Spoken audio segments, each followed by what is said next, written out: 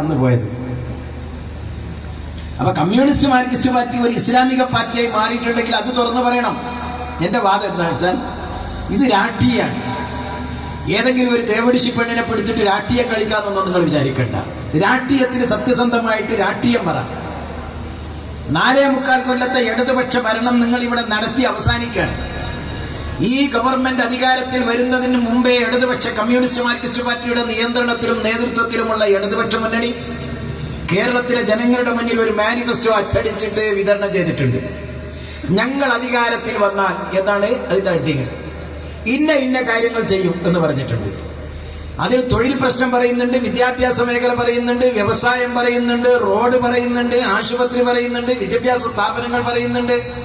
അങ്ങനെ എണ്ണിയാൽ ഒടുങ്ങാത്ത നിരവധി കാര്യങ്ങൾ അതിൽ എണ്ണി പറയുന്നുണ്ട്. അതിലേത് കാര്യങ്ങളിൽ നിങ്ങൾ മുന്നോട്ട് പോയി അതാ പറയേണ്ടത്. സത്യത്തിൽ അത് പറയുമ്പോൾ ഒന്ന് സർക്കാർ കമ്മീഷനും ഇല്ല, പാലോളി കമ്മിറ്റി ഇല്ല. നിങ്ങളുടെ മാനിഫെസ്റ്റോ നോക്കിയാൽ പാലോളി കമ്മിറ്റി കാണൂല, സർക്കാർ കമ്മീഷനും കാണൂല. നിങ്ങൾ അധികാരത്തിൽ വന്ന് 3 വർഷം കഴിഞ്ഞതിന് ശേഷമാണ് രജീന്ദ്രൻ സിംഗ് സർക്കാർ തന്റെ കമ്മീഷന്റെ റിപ്പോർട്ട് ഇന്ത്യ ഗവൺമെന്റിന് സമർപ്പിച്ചത്. ആ സമർപ്പിക്കപ്പെട്ടിട്ടുള്ള കമ്മീഷൻ റിപ്പോർട്ടിൽ പറഞ്ഞിട്ടുള്ള കുറെ കാര്യങ്ങൾ ഇല്ലായ്മ ചെയ്യുന്നതിന് വേണ്ടിയാണ് നിങ്ങൾ പാലോളി കമ്മിറ്റി ഉണ്ടാക്കിയത്. ആ കമ്മീഷൻ റിപ്പോർട്ട് പ്രകാരം ഇന്ത്യ രാജ്യത്ത് 60,000 കോടി രൂപയാണ് മുസ്ലിം സമൂഹത്തിന്റെ പുരോഗതിക്ക് വേണ്ടി നീക്കിവെക്കാൻ ഇന്ത്യ ഗവൺമെന്റിനോട് ആവശ്യപ്പെട്ടതും മൻമോഹൻ സിംഗ് ഗവൺമെന്റ് മാറ്റിവെച്ചത്. അങ്ങനെയാണെങ്കിൽ 28 സംസ്ഥാനങ്ങൾക്ക് നീക്കിവെച്ച 60,000 കോടി രൂപയിൽ നമ്മളുടെ വിഹിതം ലഭിച്ചിട്ടുണ്ടോ? 2,000-ലധികം കോടി രൂപ നമുക്ക് കിട്ടണം. ഇവിടെ നിങ്ങൾ നീക്കിവെച്ചതാകെ 10 കോടി രൂപയായി. എന്താ അതിന്റെ അർത്ഥം എന്നറിയാം? നിങ്ങൾ രജീന്ദ്രൻ സിംഗ് സർക്കാർ കമ്മീഷന്റെ ആനുകൂല്യം കേരളത്തിൽ വരാതെ തടയുകയും താൽക്കാലികമായി ഒരു പാലോളി കമ്മിറ്റി ഉണ്ടാക്കിയിട്ട് ഇവിടെ നൽകുന്നു എന്ന് വരുത്തി തീർക്കുക. ഞാൻ 1-2 സാമ്പിൾ പറയാം.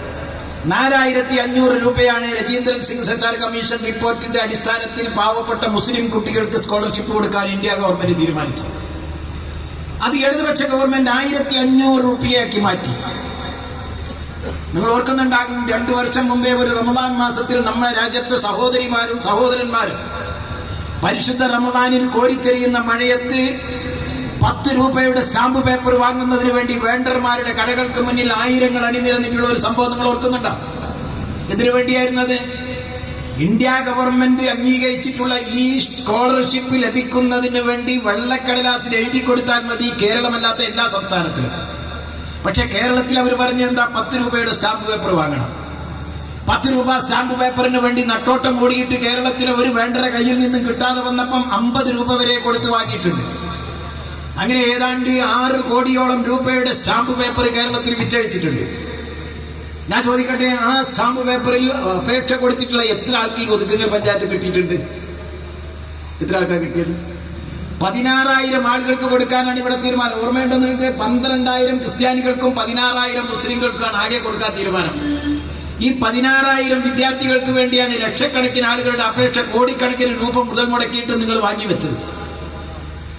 ശർമ്മയുടെ ഡിപ്പാർട്ട്മെന്റിൽ പണം കിട്ടിയെന്നല്ലാതെ പാവപ്പെട്ട ആർക്കെങ്കിലും ആ ആനുകൂല്യം കിട്ടിയോ? കൊല തടാൻ നേരത്തെ തളപ്പാറുള്ളത് 4,500 രൂപ കൊടുക്കണം എന്ന് പറഞ്ഞോട് 1,500 ആക്കി. അത് തന്നെ ആർക്കും കിട്ടിയിട്ടില്ല.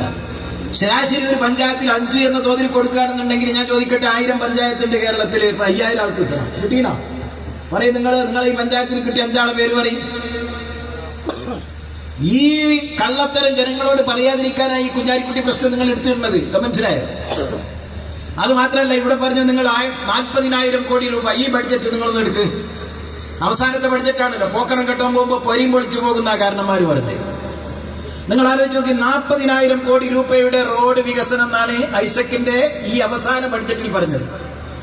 ഈ 40,000 കോടി രൂപ നിങ്ങൾ എവിടെ നിന്നുണ്ടാക്കും? ബഡ്ജറ്റിൽ വഴിയിരുത്തിയത് 1,000 കോടിയാണ്. ബാക്കി 39,000 കോടി നിങ്ങൾ പ്രതീക്ഷിക്കുന്നത് എവിടുന്ന? ഒരു ഇസ്ലാമിക ബാങ്ക് ഇവിടെ വരുന്നുണ്ട്. ആ ബാങ്കിൽ നിക്ഷേപം വരും. ആ നിക്ഷേപത്തിൽ നിന്ന് പണമെടുത്താൽ പലിശ കൊടുക്കാതെ അത് ഉപയോഗിക്കാം. ആവശ്യം വരുമ്പോൾ മടക്കി കൊടുത്താൽ മതി. അല്ലേ? നിങ്ങൾ ആലോചിച്ച് നോക്കി, ഇല്ലാത്തൊരു കാര്യം എവിടെയാണ്? കൊളംബിലാച്ചന ഇസ്ലാമിക ബാങ്ക് എവിടെയുള്ളത്? അത് മാത്രമല്ല, ഇവിടെ അവര് മലപ്പുറം സമ്മേളനത്തിന് വലിയ സംഭവം പറഞ്ഞു, ഞങ്ങൾ ഇസ്ലാമിക ബാങ്ക് ഉണ്ടാക്കിയിരുന്നു. കേട്ടാ തോന്നുന്നു ഇതൊരു പുതിയ സംഭവമാണ്. ഇസ്ലാമിക രാഷ്ട്രമല്ലാത്ത അമേരിക്കയിലുണ്ട് ഇസ്ലാമിക ബാങ്ക്. അറിയോ നിങ്ങൾ? പത്രം വായിക്കുന്നവരും ടെലിവിഷൻ കാണുന്നവരും ലോകവിവരം അറിയുന്നവരാ കേരളത്തിലെ